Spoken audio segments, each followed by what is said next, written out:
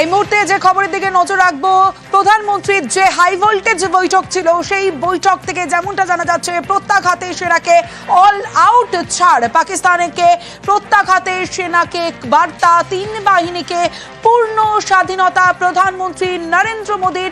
আরো বিস্তারিত বলবে মৈত্রেয়ী ভট্টাচার্য রয়েছে আমার সঙ্গে। মৈত্রেয়ী, দেখো, এই বৈঠকের পরে বিভিন্ন সূত্র মারফত আমরা যেটা জানতে পারছি যে তিন বাহিনীকেই প্রত্যাঘাতের জন্য সম্পূর্ণ ছাড় দেওয়া হয়েছে, তবে স্থান এবং সময় সেটাও বাহিনীকে চূড়ান্ত করতে বলেছেন প্রধানমন্ত্রী, এমনটাই কিন্তু আমরা বিভিন্ন সূত্র মারফত জানতে পারছি। ফলে প্রত্যাঘাতের কথা প্রধানমন্ত্রী তিনি বারবার যেটা বলেছিলেন যে প্রত্যাঘাত হবে এবং সেটা অভূতপূর্ব প্রত্যাঘাত হবে, সেই প্রত্যাঘাতের জন্য তিন বাহিনীকেই একেবারে সম্পূর্ণ ছাড় দেওয়া হলো।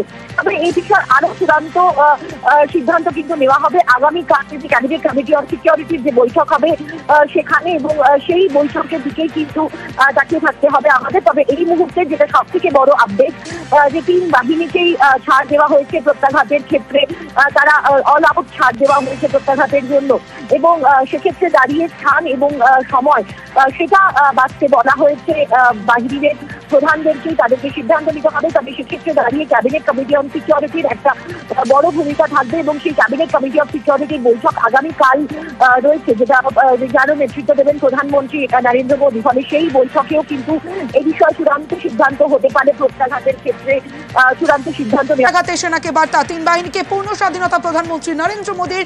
বদলার সময় ও জায়গা ঠিক করবে সেনা, শুধু তাই নয়, কিভাবে বদলা তাও সেনার উপর ছাড়লেন প্রধানমন্ত্রী নরেন্দ্র মোদী। সন্ধে প্রধানমন্ত্রীর বাসভবনে শাহ।